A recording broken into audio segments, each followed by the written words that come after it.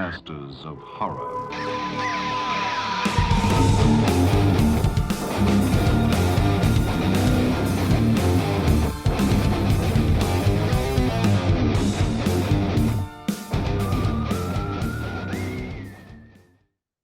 Welcome to the Scariest Things Podcast. This is spooky time, our weekly look into the sights and sound of film.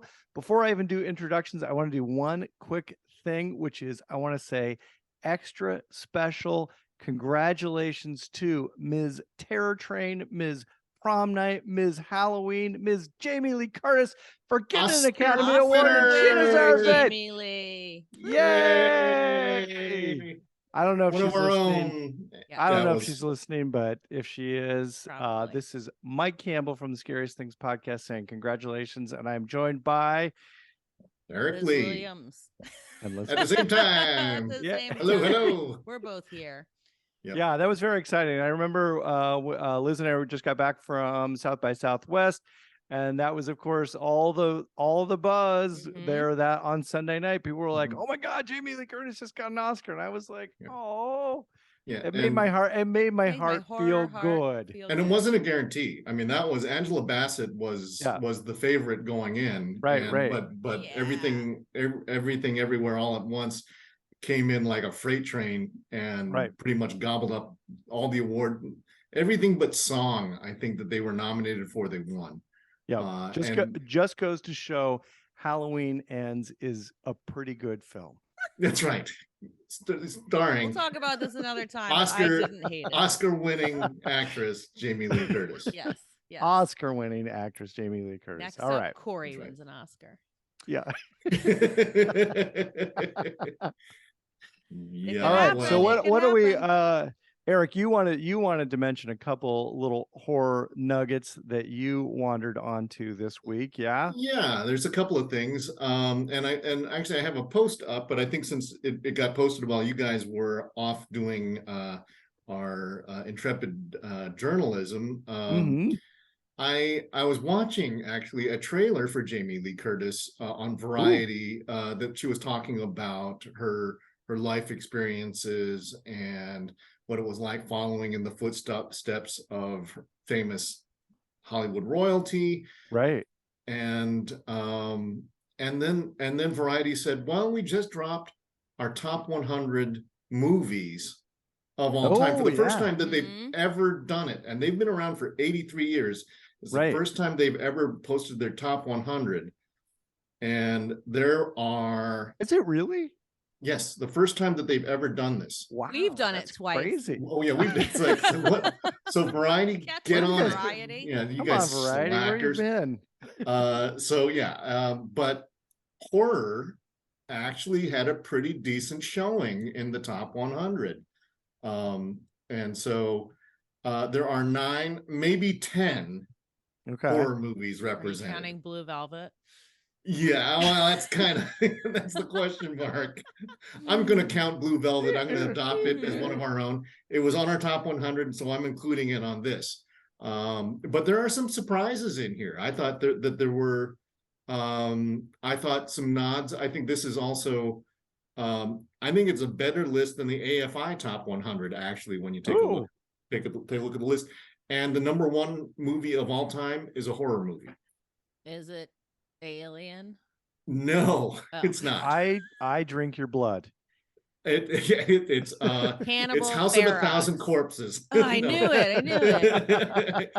So here's the roster. Alien comes in at 97. Oh. Okay. The Shining comes in at 90. Pan's Labyrinth at 84. King Kong at 68. Carrie at 64. Interesting. Rosemary's Baby at 56. Uh-huh. The Texas Chainsaw Massacre at 49. Yeah. Okay. The Silence of the Lambs at 35. I feel like that's low. Blue Velvet at 20. And What? Psycho is number 1. Wow. And they showed and the whole thing Psycho that they is were the number one movie movie of according all to time, okay. according to Variety. And that Man, was Huh. it's interesting. But Small then, so I, motels of That's Citizen America were Kane. really stumping. so for yeah, that one. exactly. That was what I said in my posting here. I said, take that, Citizen Kane. Oh, did you You know, really? Yeah. So if I was going Great to say minds. what Great movies, minds. what are the snubs? Of course, I would have loved to have seen The Thing. Night of the Sure. Living Dead, I thought could have been in there. How is that not on the list? Well, it's funny because there are some. Let me read you off some of the movies. Okay, the ones that I also kind of would have liked to have seen. I think Yeah, maybe in time, Hereditary might sneak in the back end. sure.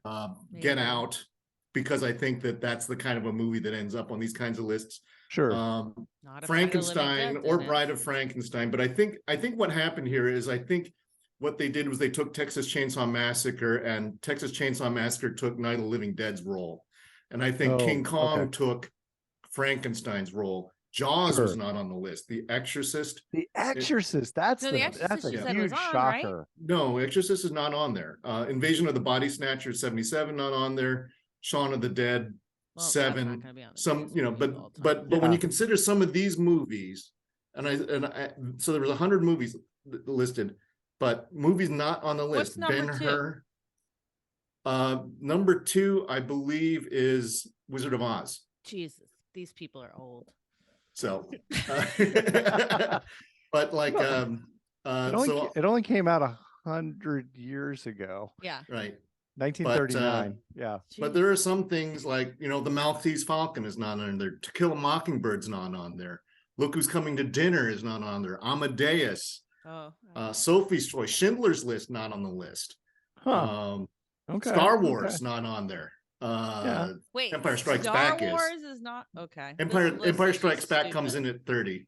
Okay.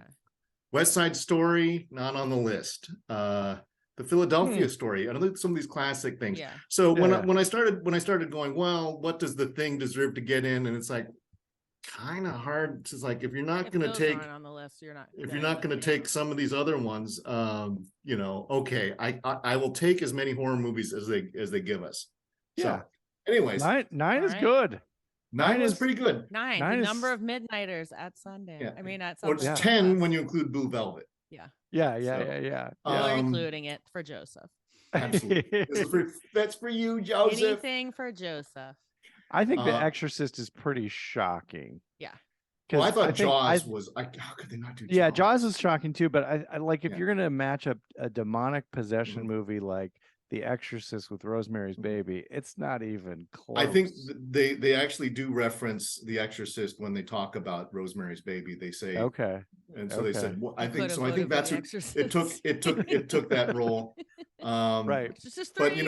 if Raging Bull and Mm. Taxi Driver aren't on the list, Yeah. yeah, Well, that's a shock. That's a shock. wow. There's plenty. Huge There's a shocker. bunch of Scorsese in there. Goodfellas is on there. Mean Right, Streets right, is on right. there. So I think that they didn't want to make it the whole Martin Scorsese, Steven Spielberg list. Like Is E.T. there's a- on there? E.T. is on there, but Spielberg doesn't have a whole lot of stuff. I think again, Schindler's List not on there. What Right. about Indiana Jones? No, Raiders of the Lost Ark and Indiana Jones are not on the list, but Mad Max, Road Warrior is on there, which was interesting. Beyond Thunderdome is better. Yeah, and some things like Pink Flamingos is on the list, right? So Yeah. they did some There we weird go. stuff. They're doing it the right way. And a lot They of are doing foreign it the films, right way. lots of foreign stuff. Okay. But Just thank know- God Texas Chainsaw is on the list. I thought that was Yeah. a really bold move because I think it Very represents provocative. it's very it's like it represents Grindhouse in Yep. the most grindy housey way. Yep. The other thing, All right. speaking of the small things that just sort of popped up this week, hot off of his win at the Oscars, Guillermo del Toro, who won for Uh-huh. Pinocchio, Right. is going to do another horror movie coming up. Yeah. And because, we've got Renfield coming up, so we know these things come in cycles. He is going to do Mhm. Frankenstein Yeah. with Andrew Garfield, Oscar Isaac, and Mia Goth. Mia Goth. So it's like, well, Sure. Why? because like Kenneth Branagh did it. Kenneth it's- Branagh did a very nice Yeah. job. But it's the kind of a thing that everybody wants to take a swing in that piñata. I think that there's the whole thing about the morality tale of should you These mess with filmmakers life and are death now stuff. playing Victor Frankenstein. Just That's stop exactly doing right. it. Like, stop. Mike, you saw one at South by Southwest. That was a I was take on gonna Frankenstein. say, if you're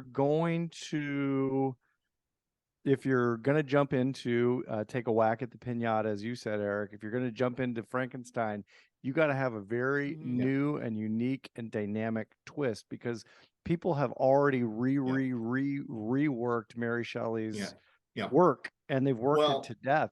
I think of it saw this a way, film though. at South by Southwest, which was called The Angry Black Girl and Her Monster, directed by a fellow named Bomani J. Story, and he killed it. The cast killed it. It's a great movie because it's only a sort of a light homage to Frankenstein, and that's how you do it. You have to really take that story and take it in a very different direction, and it can't be Dr. Victor von Frankenstein and a monster. It's got to be whole different we'll see how this take. plays out, because he took the creature from the Black Lagoon and turned it to something else. Fair I point. thought Shape of Water was based on a book. No, it's an original property, but he definitely took clues from Creature from the Black Lagoon. Yep. But all right, this one seems like it's going to be more of a more Shelley centric kind of a thing. We'll see. Anyways, that was a big announcement. Exciting. So is it, tell me, it wasn't that long ago since we did the Frankenstein, the Frankenstein episode, which was met by some kind of yawning cynicism by Liz Williams. Here's the problem. Yes. Me Give too. young filmmakers with new ideas the money that they're going to give Guillermo del Toro to tell a story that has been retold 800,000 times. Just stop. Or cut his budget in half and give 6 other little filmmakers $1 million to make a movie. It's but that's ridiculous. not how Hollywood why works. do we keep? I know, but why do we keep remaking the same shit? I'm just. Well, question: are you looking forward to Renfield? Yes, I think Renfield is a new take on the Dracula myth. Yeah, no, I talked to the director of The Angry Black Girl and Her Monster, Bomani J. Story, after the film, and I said, kudos to you, young man. You knocked it out of the park. I was so happy to see you did it. I hope that he sticks in the genre. He seemed to indicate that he does have a deep love of the genre, and during the Q&A, I actually asked the question, which Liz was just alluding to. I said, why, after all these years and so many different versions of Frankenstein, did you think you had a unique voice?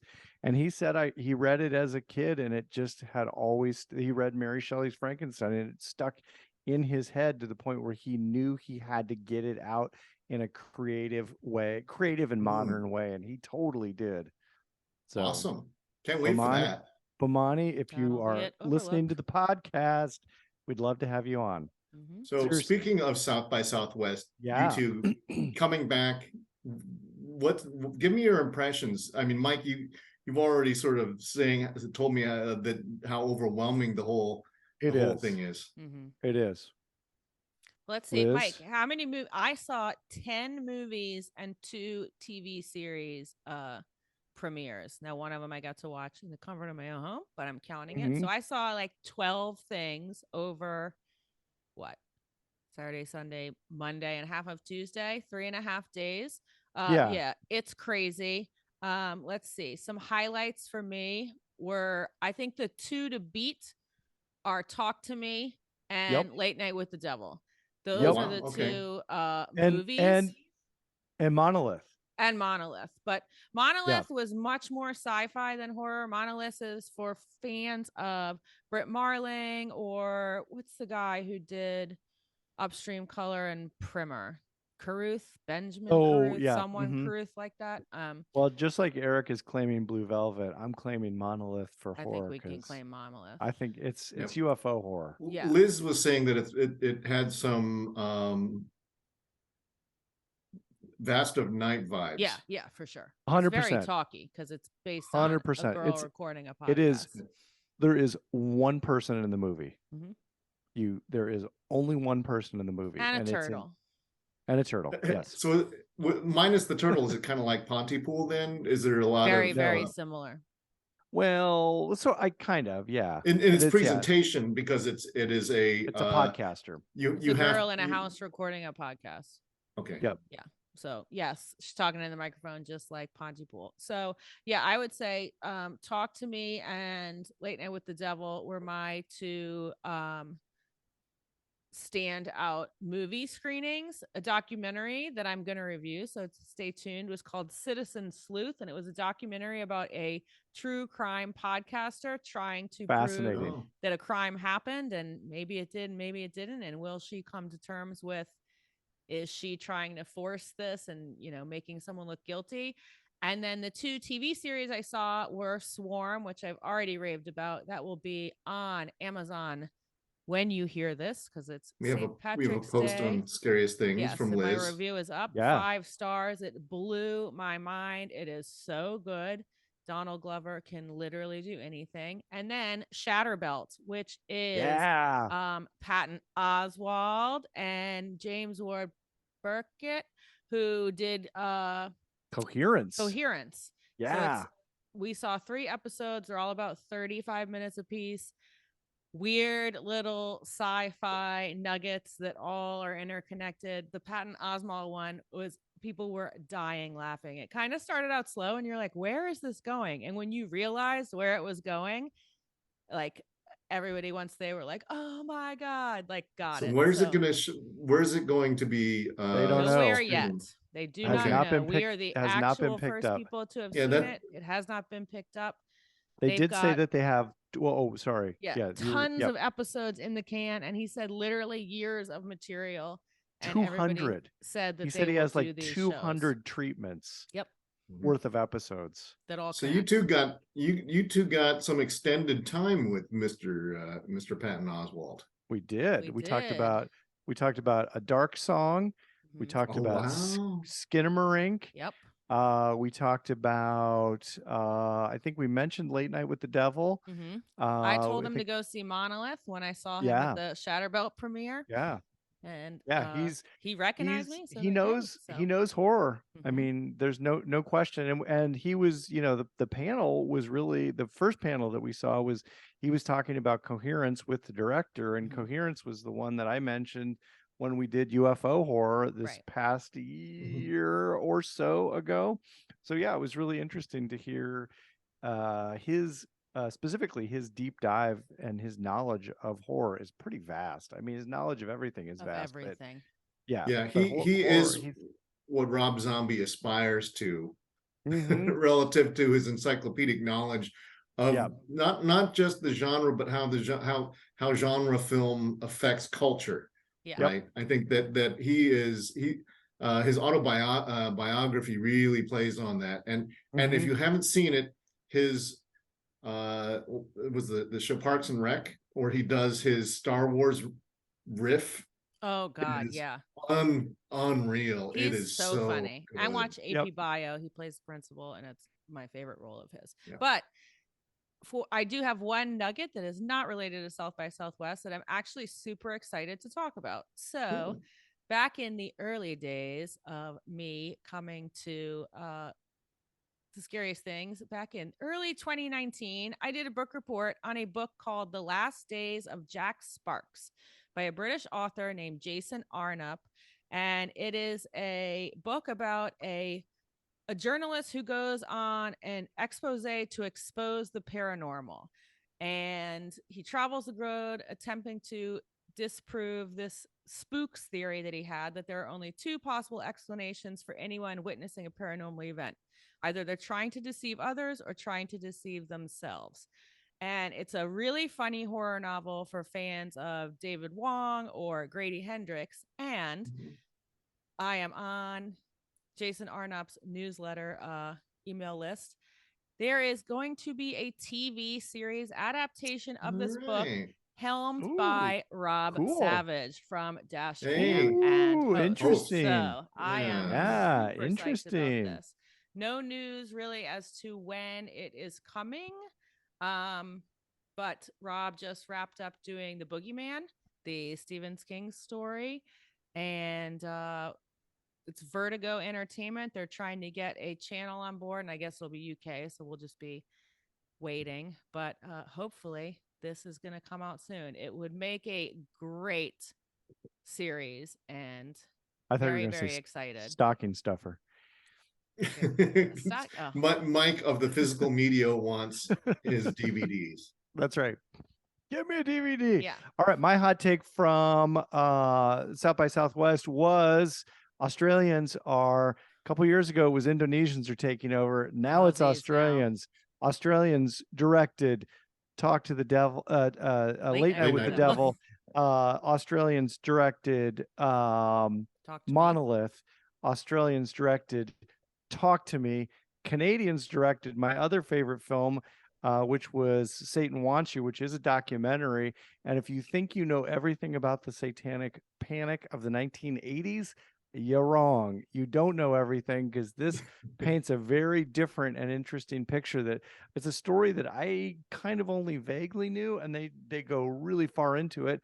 They weren't Australian. They were tangential to the royal crown. They are Canadian. So yeah, lots of not a lot of U.S. filmmakers making great this is genre. Commonwealth horror then. Yes, Commonwealth horror. Yeah, a lot of Australians. I talked to the directors of Monolith and Late Night with the Devil after the screening of Monolith, and I said, "What the hell is going on with Australia? Why?" And I think it's simple, which is they have these cultural trusts set up in these countries that allow filmmakers the chance to breathe and make these films, which is in and of itself a pretty incredible thing.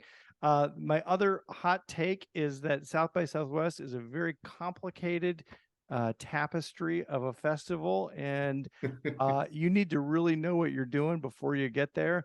Liz and I will be putting together a joint post on how to fest, how to properly fest at Southwest, at any festival, we're doing any festival, yeah. And then the last thing I want to quickly mention, Liz and I did take a quick trip out to Bastrop, Texas, home, birthplace of maybe not birthplace, home of Ms. Sandra Bullock. It's about 45 minutes to the southeast of Austin, and it is also the home of the gas station and the van from the Texas Chainsaw Massacre, which is pretty darn cool. If you're listening to the podcast right now, you won't be able to see this, but this is the t-shirt that Mr. Eric Lee is getting. Yeah. And I didn't get to go. All I got is a t-shirt. You just got a lousy Texas Chainsaw Massacre t-shirt. That's cool. From a gas station. From a gas station. And because I love me some gas station horror. One of these days we'll do a podcast about gas station horror, because there's a lot of them. This is one of the great ones, though. This is if anybody is wondering about whether or not it is worthwhile to take the trip, it is most certainly worthwhile. It was a absolute bucket list item for me. It was so cool to see. They do it right. They have all sorts of great horror memorabilia and horror stuff you can buy inside. You can get a picture. You can stand on a little stool, and you get a picture where it looks like the meat hook is going into you. They have a bucket of guts. Is there a big guy who will lift you up? I wish. Who's going to put you on the meat hook? The guy who worked there looked pretty close to being able to do that. Like Gunnar Hansen size guy. Yeah. Hey, let me ask you this: how close is the gas station to the farmhouse? Great question. I asked that very question of the folks at the gas station, and the farmhouse was nowhere near the gas station. It was actually on the north side, so probably like an hour north of Austin, which would put you about 2 hours from Bastrop. It was in a town, I think they said it was in Georgetown, Texas. But then they took the whole house and moved it in the last couple years. Somebody had bought it. They've moved it. They are going to do a Texas Chainsaw themed house, but it's not quite open yet. And I think if I remember correctly, them saying it's now like an hour like the east other way. east of its original location. Yeah, that's where you get the meat hook lift. Yeah, that's right. Yeah, and it'll be like a Slamming of little the ride. door. So you'll actually go around. You're just sort of dangling from a meat hook. Right. Exactly. Liz, you had something to take us out of here with. So here at Spooky Time, in the words of Pennywise, if you're with us, you'll float too. All right. The Masters of Horror.